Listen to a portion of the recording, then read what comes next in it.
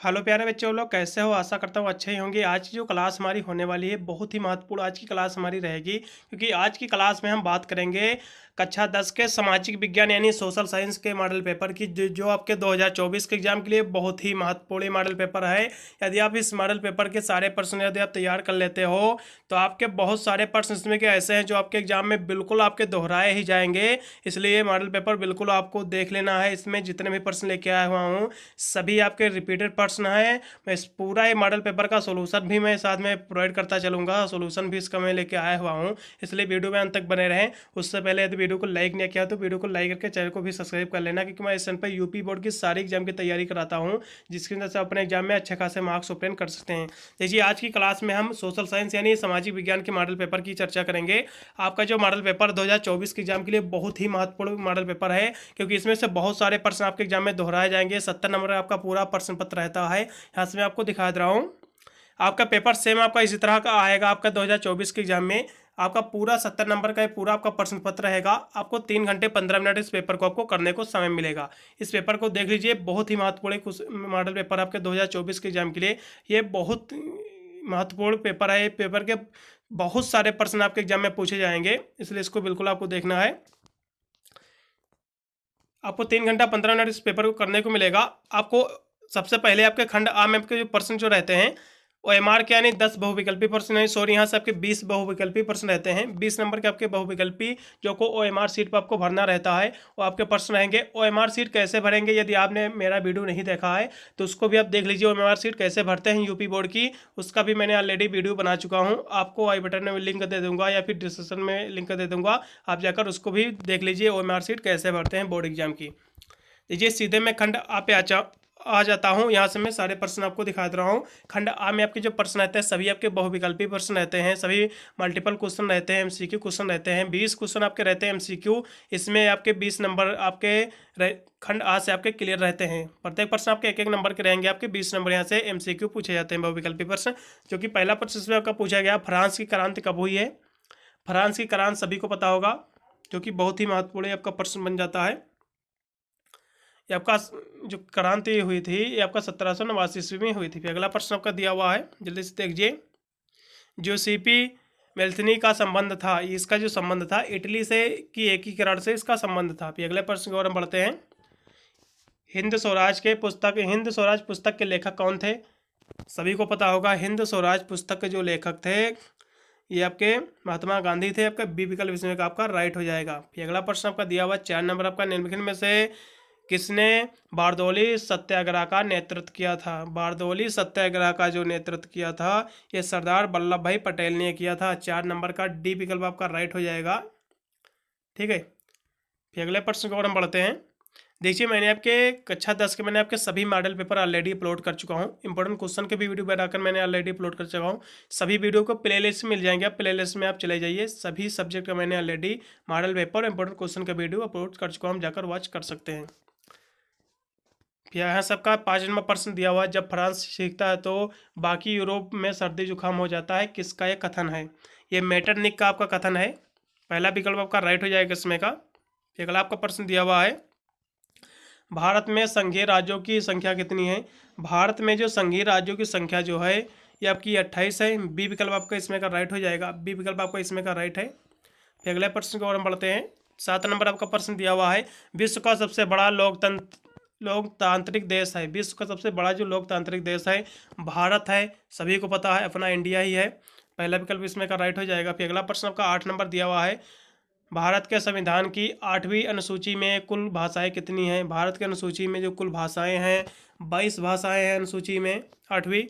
अगला प्रश्न भी ये दिया हुआ है, लोकतंत्र में शक्ति का स्रोत है। लोकतंत्र में जो शक्ति का जो स्रोत है ये जनता है, शक्ति का स्रोत। पहला विकल्प इसमें का राइट हो जाएगा, जनता इस राइट है।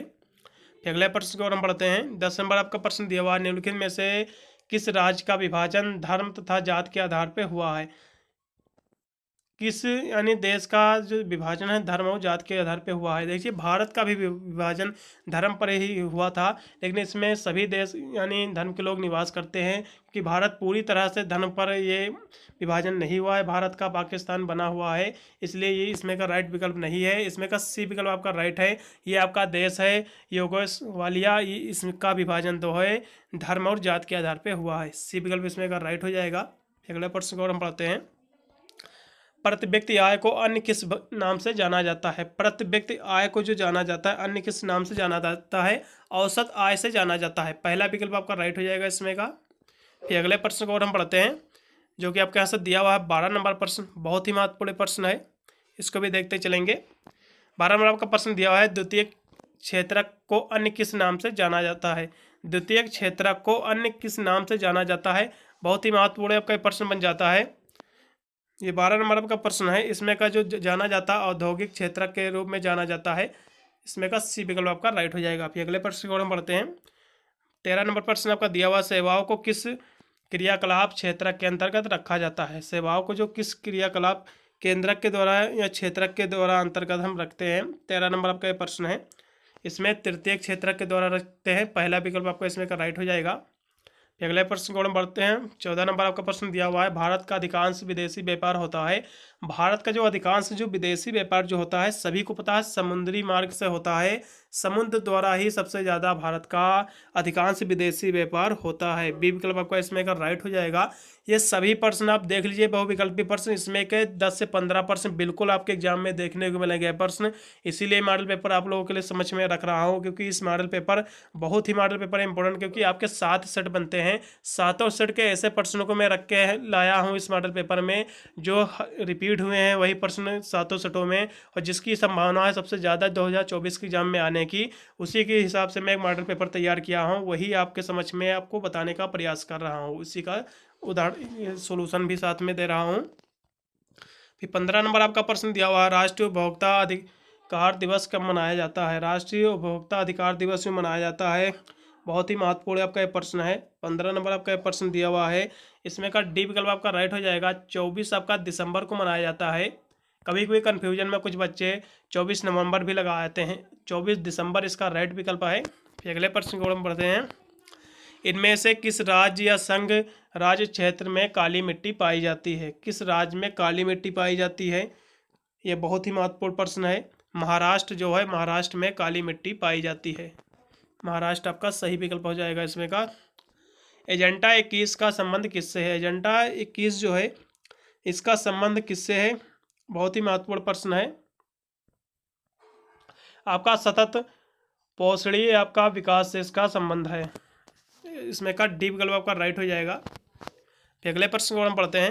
18 नंबर आपका, ग्रीन इंडिया मिशन किस वर्ष में प्रारंभ किया गया था? ग्रीन वर्ष जो मिशन है ये कब प्रारंभ हुआ था? ये भारत में ही हुआ था। इसका जो प्रारंभ वर्ष है ये आपका 2014 में इसका प्रारंभ हुआ था, उद्घाटन इसका हुआ था। ठीक है, अगले प्रश्न को हम पढ़ते हैं। निम्नलिखित में से कौन सा फसल मुख्य रूप से जायद फसल का उदाहरण है? जायद फसल का मुख्य रूप से कौन सा उदाहरण है? जायद फसल के अंतर्गत सभी को पता है तरबूज, इसमें का राइट विकल्प हो जाएगा। डी विकल्प इसमें का राइट है। अगले प्रश्न को बढ़ते हैं। आग्नेय चट्टानों में पाया जाने वाला खनिज है। आग्नेय चट्टानों में पाया जाना जो खनिज है ये जस्ता है। आग्नेय चट्टानों में जो पाया जाता है जस्ता पाया जाता है। आपका सी विकल्प इसमें का राइट हो जाएगा। अगले प्रश्न को हम पढ़ते हैं।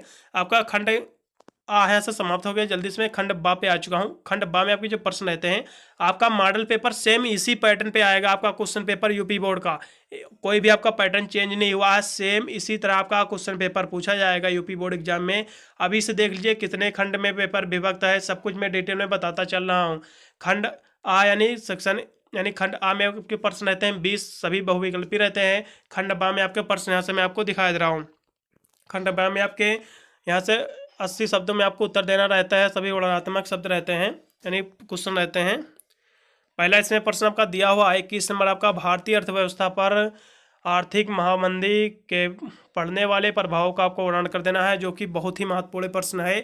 इसमें मान लो आपका 21 नंबर प्रश्न आपका दिया हुआ है, इसमें अथवा करके भी ये प्रश्न दिया हुआ है। इन दोनों में से केवल आपको एक प्रश्न करना है। यदि आप ऊपर वाला कर देते हो तो आपको इस अथवा वाले नीचे को करने की बिल्कुल भी आवश्यकता नहीं है। ये आपकी हेल्प के लिए दिया हुआ है। यदि ऊपर वाला आपको याद नहीं है तो आप नीचे वाले को आपको कर देना है, उसका आपको उत्तर लिख देना है, ठीक है।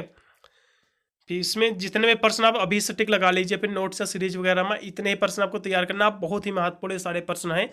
भारतीय अर्थव्यवस्था पर आर्थिक महामंदी के पड़ने वाले प्रभाव का आपको वर्णन कर देना है, इसमें अथवा दिया हुआ है। वैश्विक आर्थिक महामंदी के कारणों का आपको उल्लेख कर देना, जो कि बहुत ही महत्वपूर्ण प्रश्न बन जाता है आप लोगों के लिए। अगला प्रश्न आपका दिया हुआ है, सत्याग्रह का अर्थ स्पष्ट कीजिए। बहुत ही महत्वपूर्ण प्रश्न है। तथा गांधी जी के सत्याग्रह के विचारों का भी उल्लेख कीजिए। इट्स वेरी मोस्ट इंपोर्टेंट का प्रश्न है, 100% आपके एग्जाम में देखने को मिलेगा प्रश्न सत्याग्रह। इसमें अथवा करके भी प्रश्न आपका दिया हुआ है, इसको भी देखते हैं। भारत में राष्ट्रवाद के उदय के कारणों का उल्लेख कीजिए। बहुत ही आपका इंपॉर्टेंट प्रश्न है, रिपीटेड प्रश्न, काफ़ी साल से रिपीट हो रहा प्रश्न, इसको बिल्कुल आपको तैयार करना है। फिर अगला प्रश्न आपका दिया हुआ है 23 नंबर आपका, संसाधनों के धंधाधुंध प्रयोग के अनेक समस्याएं पैदा कर दी है, समीक्षा आपको कर देना है। यह भी आपका बहुत महत्वपूर्ण प्रश्न है। फिर आपका अथवा करके दिया है, भारत के वन प्रबंधन को कितने भागों में विभाजित किया गया है, इसकी विशेषताओं का आपको वर्णन कर देना है, जो कि बहुत ही महत्वपूर्ण प्रश्न है आपका।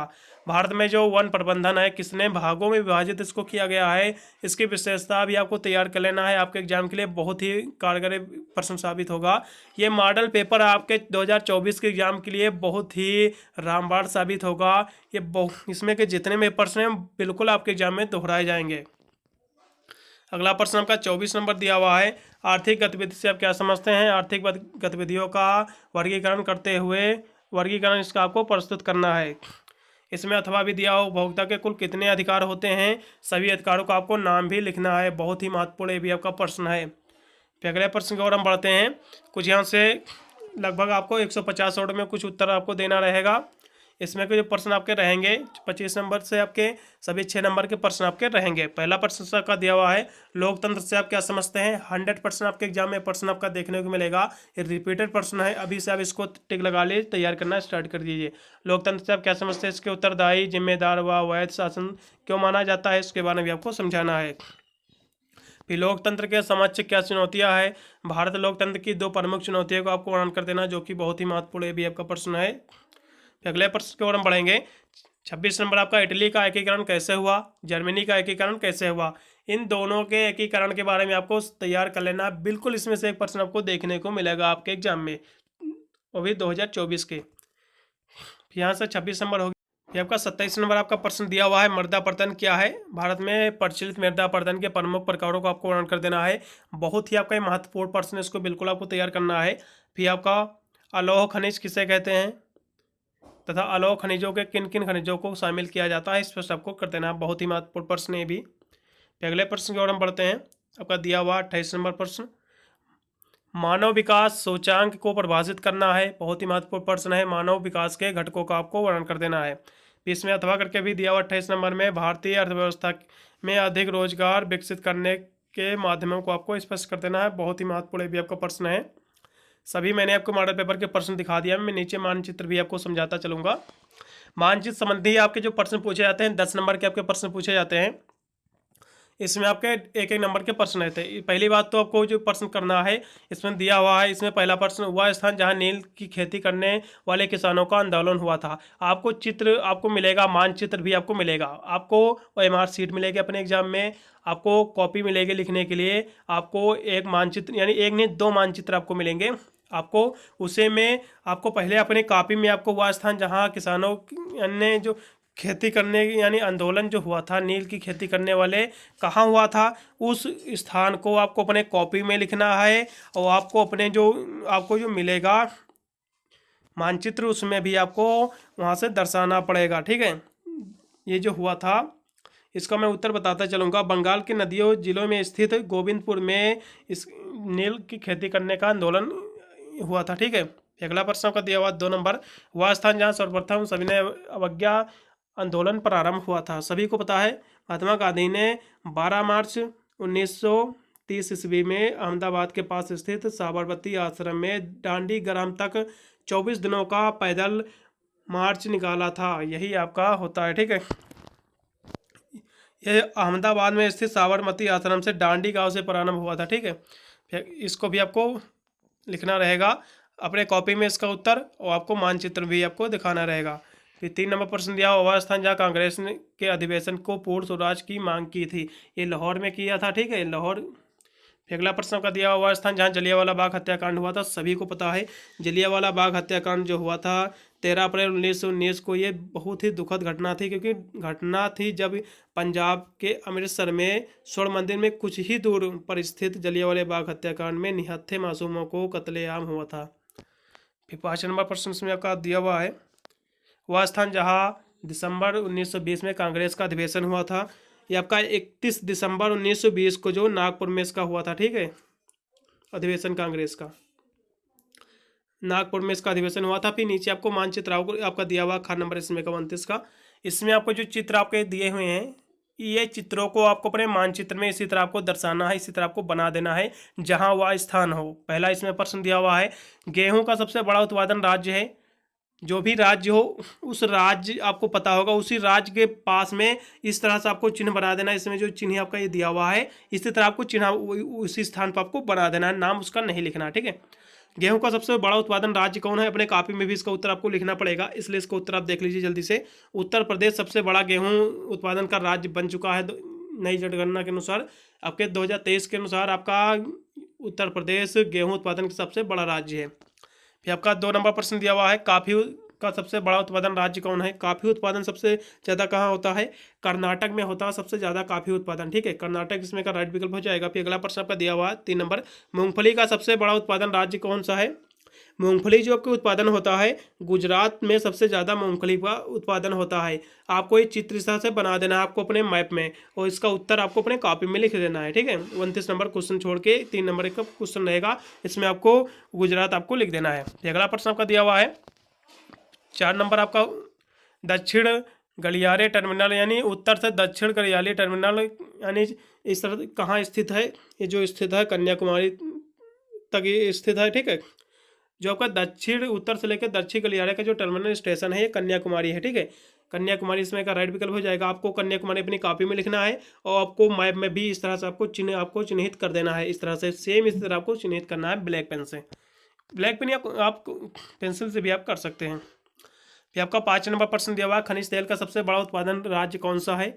इसको वही आपको लिखना है अपने मानचित्र में, और इसका जो उत्तर रहेगा खनिज तेल सबसे ज़्यादा उत्पादन जो है महाराष्ट्र और गुजरात में सबसे ज़्यादा खनिज तेल का उत्पादन होता है। इस तरह से अपने कॉपी में इसका उत्तर आपको लिख देना है। मैंने आपको पूरा मॉडल पेपर दिखा चुका हूँ, इसमें का बहुविकल्पीय प्रश्न हो, मैं मानचित्र भी सॉल्व करा चुका हूँ आपको समझ। ये आपका सामाजिक विज्ञान का मॉडल पेपर है, 2024 के एग्जाम के लिए बहुत ही महत्वपूर्ण मॉडल पेपर है, इसलिए इसको बिल्कुल आपको तैयार करके जाना है। आपके एग्जाम में लिए बहुत ही रामबाण ये मॉडल पेपर आपका साबित होगा। वीडियो अच्छा लगा हो तो अपने दोस्तों को भी शेयर कर देना, जिससे वो भी इस मॉडल पेपर से तैयार करके अपने एग्जाम में अच्छा खासा मार्क्स ऑब्टेन कर सके। मिलता हूँ अन्य वीडियो के लिए, तब तक सभी को thank you watching this video.